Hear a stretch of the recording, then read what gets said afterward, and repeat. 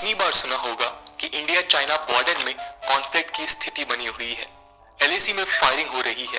McMahon line के आसपास China अपनी मूवमेंट्स बढ़ा रहा है और न जाने कितनी ऐसी ज्योग्राफिकल लोकेशंस हैं जो चाइना इंडिया बॉर्डर डिस्प्यूट से जुड़ी हुई हैं। तो आज हम once and for all in सभी लोकेशंस को विजुअली इंटरप्रेट करेंगे और समझेंगे। आज हम बात करने वाले हैं सिनो इंडियन बॉर्डर डिस्प्यूट से related the line of actual control यानी एलएसी के बारे में। दोस्तों, line of actual control currently India और चाइनीज कंट्रोल टेरिटरीज को डिमार्केट करती हैं और ये एक्चुअल बॉर्डर से डिफरेंट है।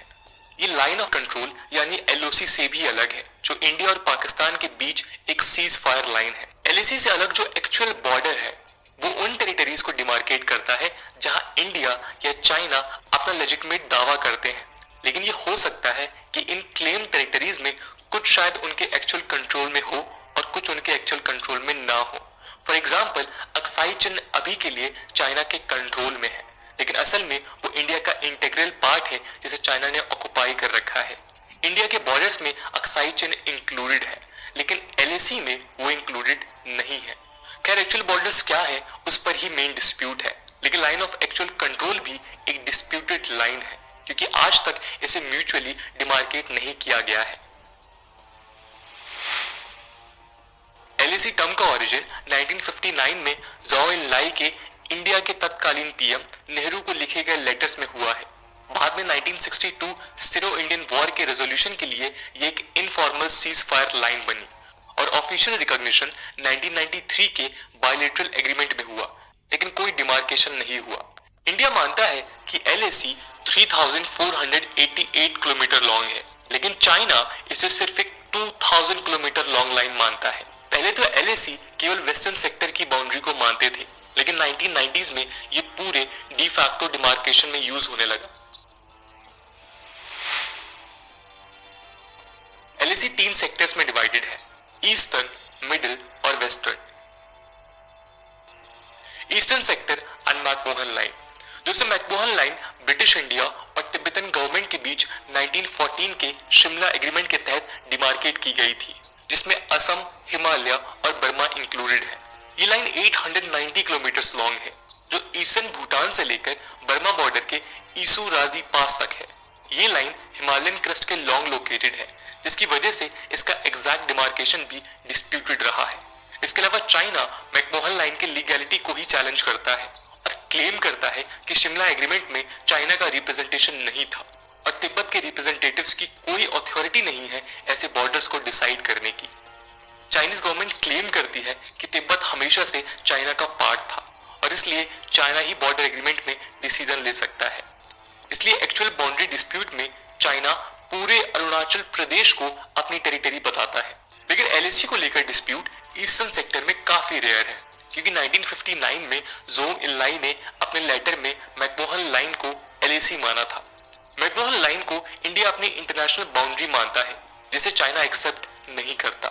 खैर, एलएसी को लेकर डिस्प्यूट्स लॉन्गजू, असाफिला और तवांग वैली को लेकर है। असाफिला इकोनॉमिक टाइम्स की एक रिपोर्ट के हिसाब से यह 100 स्क्वायर किलोमीटर का एक फॉरेस्टेड और माउंटेनियस एरिया है, जो एलएसी के अलोंग अपर सुबनसिरी डिवीजन में है। 1962 वॉर में ये एक प्राइमरी एरियाज में था जहां चाइनीज अटैक्स हुए। ऑन ग्राउंड असाफिला अभी किसी के कंट्रोल में नहीं है, लेकिन इस एरिया में ट्रूथ मूवमेंट्स को लेकर डिस्प्यूट्स होते रहे हैं। फॉर एग्जाम्पल, जून 2003 में एक चाइनीज पेट्रोल ने इंडियन पेट्रोल टीम से आर्म्स छीन लिए थे। अक्टूबर 2014 में इंडियन ट्रूप्स ने यहां चाइनीज सोल्जर्स को रोड कंस्ट्रक्ट करने से रोका। 2018 में चाइना ने क्लेम किया कि इंडिया इस रीजन में ट्रांसग्रेशन कर रहा है। लॉन्गजू अगला डिस्प्यूटेड एरिया है लॉन्गजू, जहां 1962 वॉर के बाद से चाइना का कंट्रोल है। ये सारी वैली में मिगितुन से 2.5 किलोमीटर साउथ में है। मिगितुन इंडिया चाइना का हिस्टोरिकल बॉर्डर है। 1959 तक लॉन्गजू में इंडिया का एक बॉर्डर पोस्ट था, लेकिन चाइनीज अटैक के बाद से इंडिया ने इसे रीऑक्युपाई नहीं किया, बल्कि माजा पर एक बॉर्डर पोस्ट बनाया जो लॉन्गजू से 10 किलोमीटर साउथ में है। इसके बाद कॉन्फ्लिक्ट का एक और रीजन है Tawang district. Namkachu river valley in Tawang ये तवांग से लगभग 60 किलोमीटर है और यहाँ से ही 1962 का वॉर भी स्टार्ट हुआ। इस टेरिटरी को चाइना अपना इंटीग्रल पार्ट बताता है। सुंदरम छू वैली भी तवांग में है, जो नमगाचू के ईस्ट में लोकेटेड क्याफो और तिब्बत के कोना काउंटी के बीच में है। इसे चाइनीज मिलिट्री ने 1986 के कॉन्फ्लिक्ट में ऑक्युपाई कर लिया था। इसके रिटेलिएशन में इंडिया ने यांगत्से ऑफ तवांग को ऑक्युपाई कर लिया, जिसको लेकर डिस्प्यूट्स होते रहे हैं।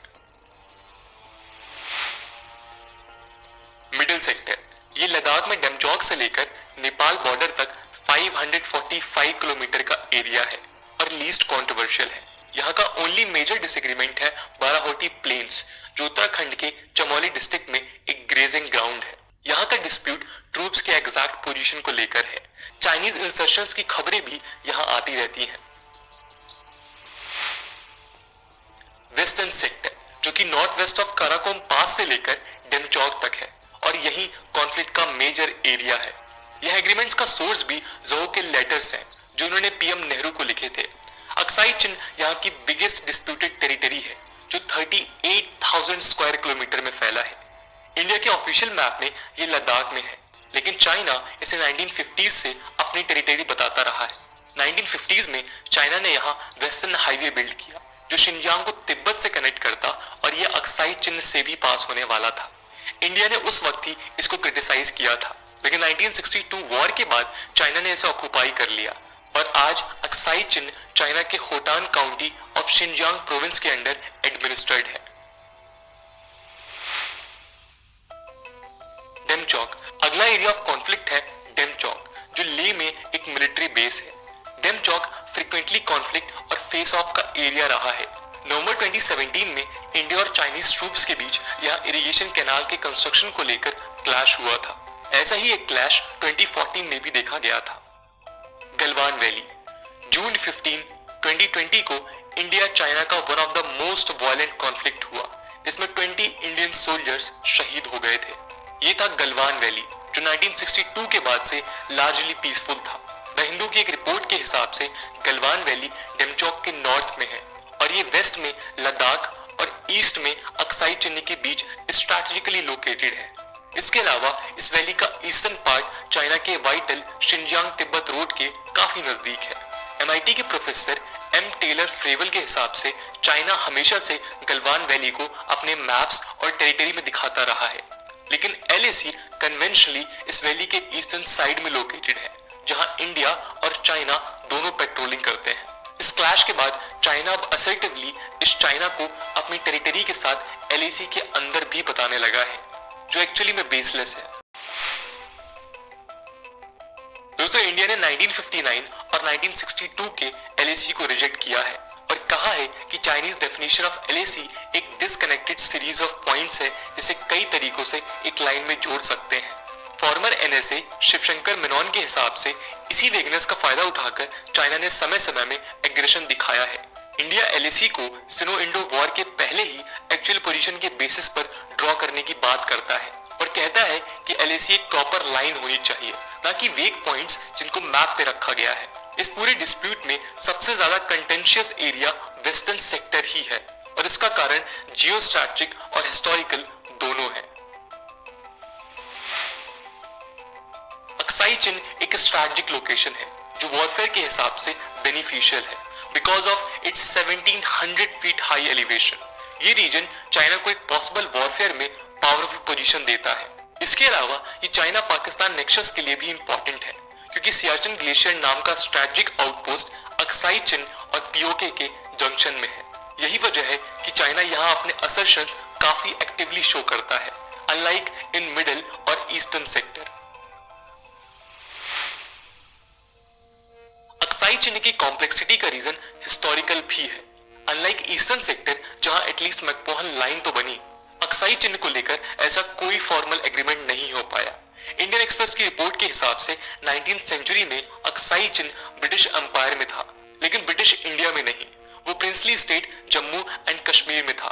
1865 में जॉनसन लाइन को प्रपोज किया, जिसने अक्साई चिन्ह को इंडिया में लाया और ये लाइन जम्मू एंड कश्मीर के राजा ने एक्सेप्ट भी की, लेकिन ये प्रपोजल चाइना के सामने नहीं रखा गया। फिर 1895 में मैककार्टनी और मैकडोनल्ड लाइन प्रपोज की गई जो रफली आज के LAC से मैच करती है, और इसमें अक्साई चिन्ह चाइनीज साइड में चला गया। केवल यही प्रपोजल चाइना के सामने रखा गया, लेकिन वहां से कोई रिस्पॉन्स नहीं दिया। इसलिए 1947 तक यहाँ की बाउंड्री अनडिमार्केटेड रही, लेकिन इंडिया ने 1865 की जॉनसन लाइन को फॉलो किया। 1954 में नेहरू ने डेफिनेट बाउंड्रीज को मैप में दिखाने का ऑर्डर दिया। इसी दौरान 1950s में कम्युनिस्ट चाइना ने वेस्टर्न रोड बिल्ड करना स्टार्ट किया, जो अक्साई चिन्ह के पास होने वाला था। इंडिया को इसका पता 1957 में चला because of geographical difficulty and poor accessibility. 1958 में चाइनाज ने कई मैप्स में इस रोड को कंफर्म किया, जिसके खिलाफ इंडिया ने आवाज उठाई, लेकिन चाइना ने कहा कि वो सिर्फ मैककार्टनी और मैकडोनाल्ड लाइन को मानता है, क्योंकि ब्रिटिशर्स ने उसी को चाइना के सामने प्रपोज किया था। चाइना ने जॉनसन लाइन को रिजेक्ट कर दिया, जिसमें अक्साई चिन्ह इंडिया में आता था। नोटेड स्कॉलर एजी नुरानी के हिसाब से 1954 के पहले इंडियन गवर्नमेंट के ऑफिशियल मैप्स वेस्टर्न बाउंड्री पर क्लियर नहीं थे, इसलिए 1954 में नेहरू ने इनमें क्लैरिटी लाकर उन्हें सारे एम्बेसीज में भेजने का ऑर्डर दिया। आज हम ऑफिशियली इन्हीं मैप्स को यूज करते हैं, और यही मैप 1962 सिनो इंडियन वॉर का एक कारण भी बना। 20 अक्टूबर 1962 को स्टार्ट हुए सिनो इंडियन वॉर में चाइनीज ने अनप्रिपेयर्ड इंडियन फोर्सेस को ईस्टर्न सेक्टर में पुश कर दिया और लद्दाख में स्ट्रैटेजिक पॉइंट्स को ऑक्युपाई कर लिया। इसके बाद चाइना ने 21 नवंबर को यूनिलेटरल सीज फायर अनाउंस कर खुद को LAC से 20 किलोमीटर पीछे विथड्रॉ कर लिया।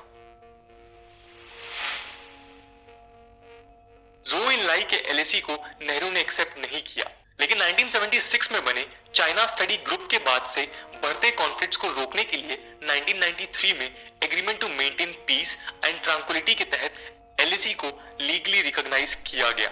यह एग्रीमेंट सुंदरोंग छू स्टैंड ऑफ के बैकड्रॉप में हुआ, लेकिन इसमें भी ये क्लैरिटी नहीं थी कि LAC किस रेफरेंस पॉइंट से वैलिड होगा, 1959 या फिर 1993 की पोजीशन से। फिर 1996 के एग्रीमेंट में मैप्स एक्सचेंज की बात की गई, ताकि LAC के across military alignments clearly established हो। ये मैप्स 2001 में सिक्किम में एक्सचेंज हुए, लेकिन वेस्टर्न सेक्टर में ऐसा कोई मैप शेयर नहीं हुआ, और LAC को लेकर क्लैरिफिकेशन के एफर्ट्स 2002 के बाद ऑलमोस्ट बंद हो गए। इस कंफ्यूजन के चलते ही 2013 में दौलत बेग ओल्डी इंसिडेंट हुआ, जिसे हम दिप्सांग स्टैंड ऑफ के नाम से भी जानते हैं, जिसके बाद अक्टूबर 2013 में इंडिया और चाइना ने एक border defence cooperation agreement sign किया, ताकि LAC के अराउंड पेट्रोलिंग से कोई आर्म्ड कॉन्फ्लिक्ट ना हो। 2015 में PM मोदी की चाइना विजिट के दौरान LAC को क्लैरिफाई करने का प्रपोजल रखा गया, लेकिन चाइनीज साइड ने इसे रिजेक्ट कर दिया। 30 जुलाई 2020 को चाइनीज एम्बेसडर ने कहा कि चाइना LAC को क्लैरिफाई करने के सपोर्ट में इसलिए नहीं है क्योंकि ये सिचुएशन को और खराब कर सकता है। इंडियन एक्सपर्ट्स कहते हैं कि चाइना का ये पोजीशन उसे इंडिया के अगेंस्ट एग्रेशंस दिखाकर अपनी बार्गेनिंग पावर को स्ट्रॉन्ग रखने में हेल्प करता है, और इसलिए वो शायद कभी भी इन्हें रिजॉल्व नहीं करेगा। खैर, हम इस वीडियो को इस उम्मीद पर खत्म कर सकते हैं कि फ्यूचर में इंडिया और चाइना इस डिस्प्यूट को एमिकेबली रिजॉल्व करेंगे, ताकि वर्ल्ड पीस मेंटेन हो सके और दुनिया एक प्रोग्रेसिव सोसाइटी की तरफ मूव कर सके। इंडिया और चाइना के बीच इंक्रीजिंग कॉन्फ्लिक्ट पूरी दुनिया के लिए हानिकारक हो सकता है, क्योंकि ये दोनों ही न्यूक्लियर पावर्स हैं, और इनके बीच कोई भी full scale war world war 3 को भी जन्म दे सकता है, स्पेशली इन करंट सिचुएशन जहां क्वाड जैसे पॉसिबल अलायंस जन्म ले रहे हैं। दोस्तों, इस पूरे कॉन्फ्लिक्ट को लेके आपका क्या ओपिनियन है, और इस डिस्प्यूट में जो भी जियोग्राफिकल लोकेशंस थी इस वीडियो को देखने के बाद वो आपको क्लियर हुई या नहीं, कमेंट सेक्शन में जरूर बताइएगा।